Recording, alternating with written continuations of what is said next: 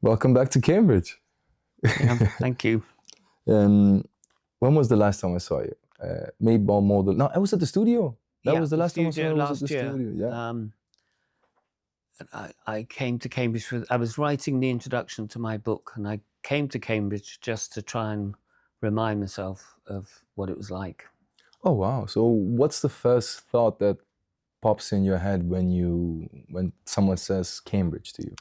Uh, it's very beautiful. I like the light I like the light early in the morning, and it's all the sort of touristy things. It's got more touristy in Cambridge. Um, it's a place I've always liked. I like visiting. And what would be three words that kind of describe Cambridge to you? Buildings, beautiful traditional buildings. The river, it's quite cold in the winter. It gets really cold in the winter. That's not three words, is it? But it kind of counts. And how would you describe a Mayball to someone who has no idea of what it is? It's a celebration that happens after the students have finished exams, and I think they originally happened in May, and they got moved to June because the exams were still going on for some people in May, or there must have been a reason like that. But they're still called May balls, although they happened in June. And what are they? So how does it work? So what is a Mayball? Well, different colleges have different. I've only been to a few of them, and different colleges have different ways of organising their balls. And they traditionally, Magdalen College has a white tails, very traditional type of ball, whereas the King's Affair is on the opposite end, and the tickets aren't so expensive. And then there are smaller colleges which have smaller events, and so they vary from.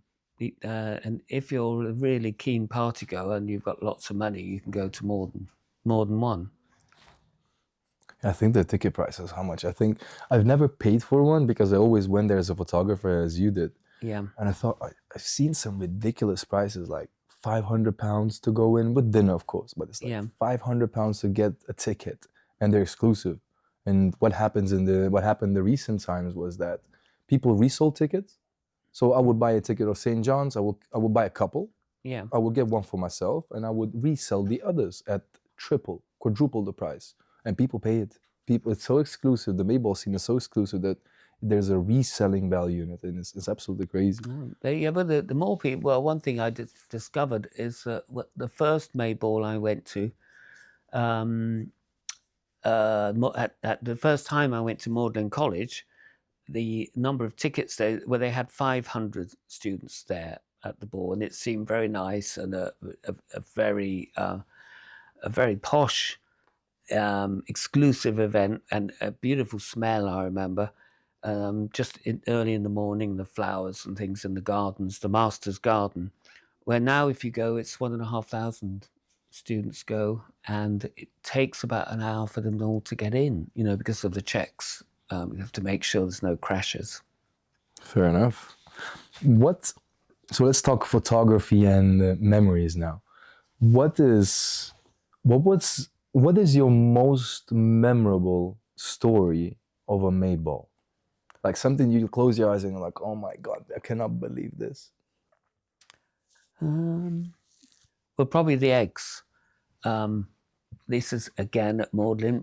Magdalen always used to invite me, and also they were one of the poshest colleges. So I got more photographs of Magdalen than any other college. And one year, when I arrived at the ball, there were some stocks set up, on one of the lawns, and I sort of didn't, I didn't, it didn't really register what they were for. And then later in the evening, someone brought out piles and piles, I mean, lots of boxes of eggs, and the stocks were for gate crashers. And so any gate crashers they caught, they put in the stocks.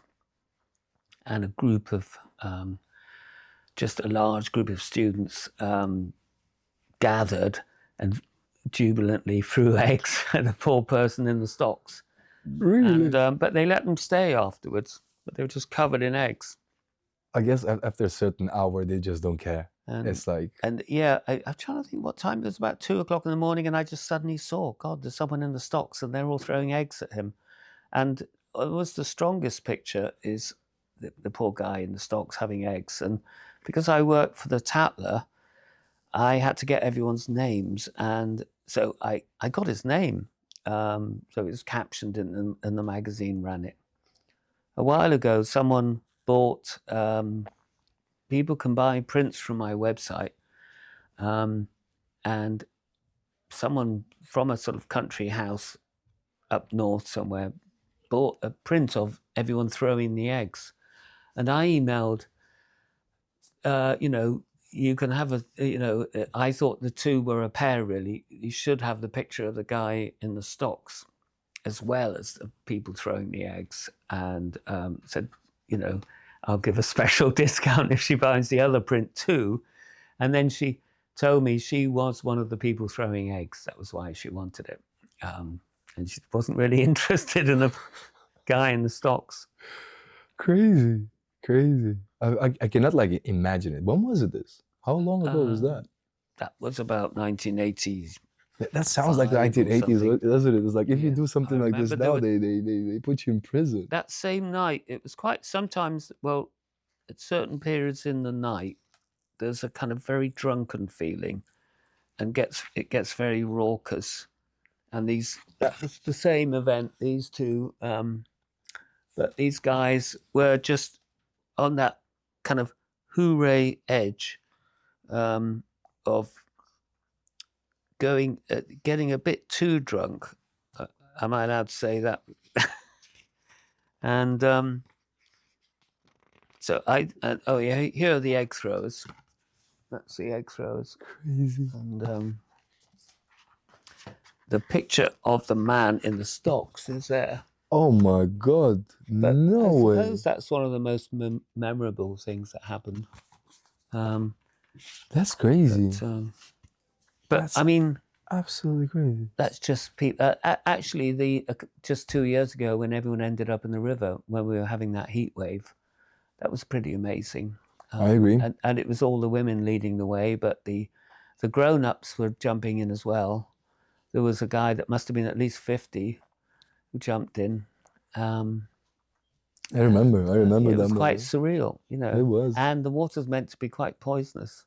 That water river cam is absolutely terrible. Me and him have a friend in common that once jumped in the river, and she got a disease and she nearly died because she had the bruise somewhere. Yeah, he got infected and went inside, and she nearly died. Like she was this close to dying. So that river is not to joke about. Like genuinely, it's like, yeah, it's cute. It's there's ponds and stuff, but I would never jump in it. Like after what I saw, I would never do that. Yeah, sometimes I'm because I'm a father as well, and my daughter's quite old now, but I worry about, broken glass and things like that. Like people have traditions here of throwing bicycles in the river. Oh yeah, so they do that in Oxford as well. When you jump in, if you land unwell, it can break anything. Like it's tradition that we follow too. So is that the student? Because in Oxford, it's the townies that throw the bicycles in. If they see a bike, they think, oh, it's a student's bike, and they.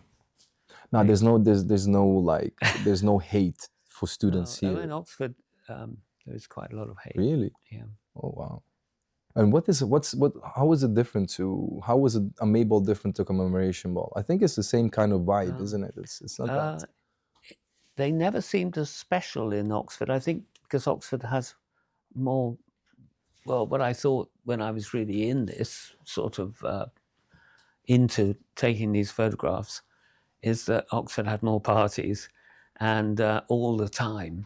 And so the Mayballs didn't seem that special. So they didn't go make such a big thing about it. Fair enough. I think they only have like 4 or 5 a year, those commemoration balls. I think they're like, spread out. Yeah. Like I think January and no, May. the Oxford ones did a week later normally than the Cambridge ones. And so some people do go to both, they go to a Cambridge one and an Oxford one.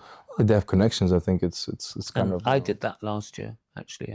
Because I got invited to two in Cambridge and two in Oxford, so I went. And what in your opinion is better in terms of partying and structure of a party? Is it Oxford or Cambridge? No, they're different. I'm not going to judge. No comment. I'm not going to judge them.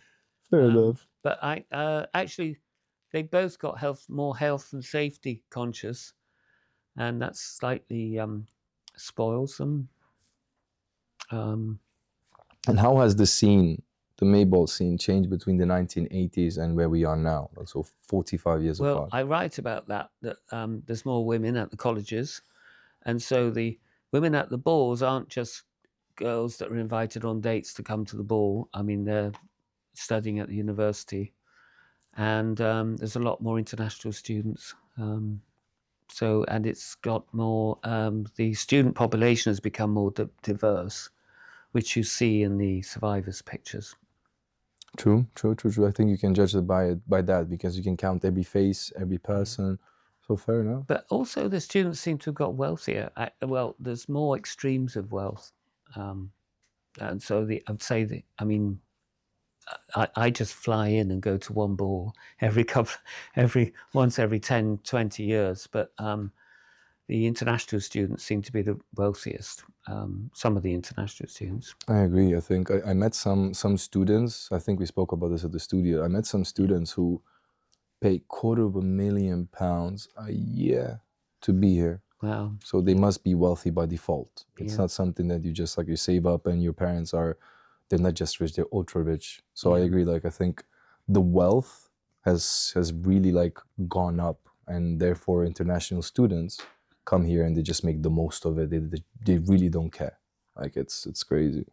So yeah, I think more girls. I would agree because we never saw that for us. It was always 50-50 in anything you do nowadays for our generation. But maybe back in the day, you could see the difference. It was just a date. Now they're just part of they are part of every student life. Yeah. So that's part of the whole change. Is this in Oxford too, or is this in Cambridge? It's both. It's both. Okay. But I'm quite. I mean, what I'd really like is to be embedded in the university and be like some photographer that pops up everywhere. But I've never managed. I have to get finance. And what I'd really like, I was quite jealous. I knew this artist that they have. Trinity College has a residency they give to an artist, and I knew someone that won that one year, and he just wasted it. He kept a studio in London and just came down to the dinners. He had this wonderful studio in the college, and I think they should give that to a photographer one day who can photograph. Is it in Oxford? Yes. No, this was Trinity College here. Here, okay. Yeah, across the road, basically, isn't it? Just near. Do you know if it's still a thing? Yeah, I think so. They did who was it? They did a very bad thing one year at that residency because they gave it to what was he called? A Jamaican, originally Jamaican poet, and then the college backed out of it when the Daily Mail made a big scandal about it. What was his name? It'll come back. I'll Google him. I can Google and get back to you on that. It's an interesting thing because art is art. There's enough painters in the world. I think there could be a beautiful chance that they could give to a photographer for portraiture. Yeah. Imagine what kind of body of work a really good portrait photographer could do. Not only for the college, but students, headmaster, staff. It could be like an incredible record of people that with different lighting and how much freedom you have in a studio. So I think I'll double check if it's still a thing, and when I'm gonna go there, I'm gonna get that studio, invite you to that studio too. That would be crazy. Martin Parr did a set of pictures of Oxford. I was disappointed by them actually. They're in a book. He's done a book called Oxford. Oh really? Okay. And I don't know why. It's interesting. He's got lots of bits of university life, but it's kind of boring. Um, and that's probably why I was attracted to photographing Cambridge balls, as I thought it sounded like a really interesting subject to photograph. And at the time, there were very few pictures of them. But actually, now there are far more photographers photographing balls. You know what? I can tell this from personal experience in terms of photographers photographing the balls. It's more of a way to get in rather than like generally photographing it. Really? I think there's a handful of photographers that really care. So one of them will be you, the other one will be me. There's probably one more somewhere, Yeah. and maybe two more that we don't know the existence of. But there's no one actually interested in that scene to document it. Yeah. Rather, like, no one wants to document it. They just want to go there and party because you get paid. Oh, yeah. And you enjoy the Mayball. So it's like, for students, it's more about like, mostly student photographers. They go in, they have fun, they get paid. Arrivederci. But for us, it's more like, oh, wow. It's like, looking for that moment and having years and years. I think I also have like, a decade of Mayballs, and I think I've shot 30 of them. So I've pretty much done all of them. I'm just missing 2. Yeah. And I'm generally on a mission to shoot them all. So I can say I've done every Mayball there is in Cambridge, and it's not just for the party. Like, of course, I'm going to have my time, I enjoy them, whatever. But I really want to construct the documents as like, look at this shit. It's crazy. So yeah, there's not that many photographers out there at all. Like, I think if there wasn't many back in the day, I think there's even less now because people just take pictures, they send a Google Drive link and they disappear. I would dare to go to King's Affair and say, hey guys, where are you 2015 pictures? They'd be like, oh, well, no clue. Perhaps I'll look through them in 10 years' time or 20 years' time and find some good pictures. Don McCullen was at the Magdalen Ball the first year I went, actually. And he did the same thing I did. He didn't work through the whole thing. He was just arrived at 4:00 in the morning. Fuck, like, how can you remember? Nice. So what do you think? So that's a good question here. Is like, do you think there's anything slightly absurd about the Mayball? Not really, no. I think it's great to have a celebration, and it marks a period of time, and parties are important events in people's lives that they sort of mark. When they look back, they think, what was the year something happened? Oh, it was the year I went to the ball, or they relate, they break up or they start new relationships. And I think they're important moments in people's lives. So they're not just a party, but they're also kind of a social document at this point. I would say and they're marking a point when people are very often might be leaving university and their lives are going to change. And, I think it's important to go to them when you're at the college. I know not everyone does. I agree. I would if I was studying at Cambridge, No, it's like, it's one of those things, like, you have to do it. Generally, to live the full experience, you have to go to a Mayball.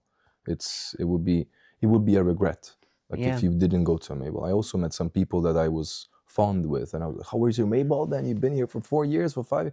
I've never been to one. I was like, how crazy is that? Like, don't go there to get smashed. Just go there. Just see what it is, because it's There's a picture in my book. I'm sort of quite impressed by how together they look. It's the group that are waiting at the bus stop, and they all look very, they don't look as if they've been partying all night. Yeah, quite awake. They look, they don't look exhausted, and they've managed to get through. That was like 7:00 in the morning, so. And it's down here, isn't it? It's this street here. Very close to here. It's Bridge Street. Yeah, because I didn't ask Trinity if I could photograph their ball, because I think they've never said yes.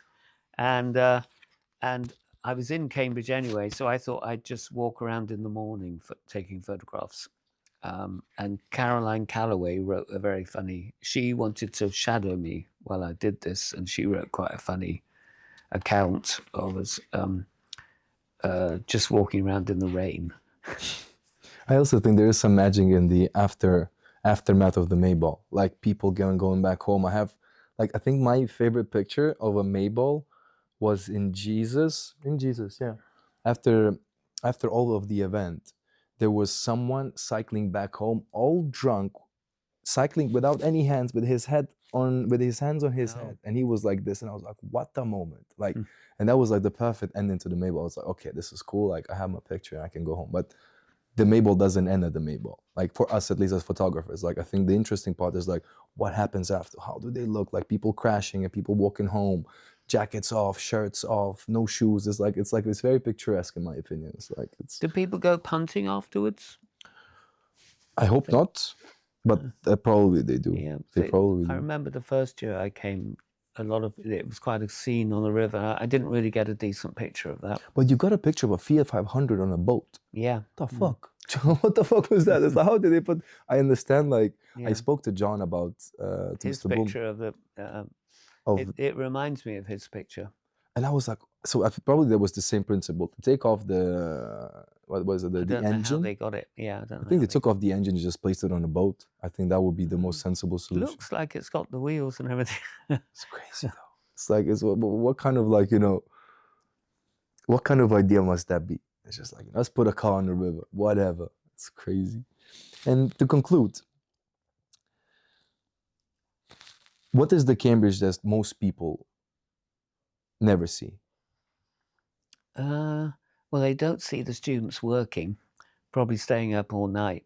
And the problem with that is it's hard to get a decent picture of it. But that's probably what they did. There's a lot of hard work going on, There's a lot of eccentricity in Cambridge, which I quite like. They're just people are obviously intellectual and they're thinking about things. They're quite distracted, or they've got their sort of different interests, and there's a lot of kind of it's quite hard to get it all in. When my son was at Cambridge, a sort of architectural collective developed out of a group of friends that were all here, and they still exist. I'm trying to think, it must be about 10 years later now. They formed a collective and people meet. There's just all the kind of, that's hard to photograph, but that's probably what you don't see in front of you, but that's what's going on. There's people meeting each other and having ideas and getting stimulated and encouraged to do things.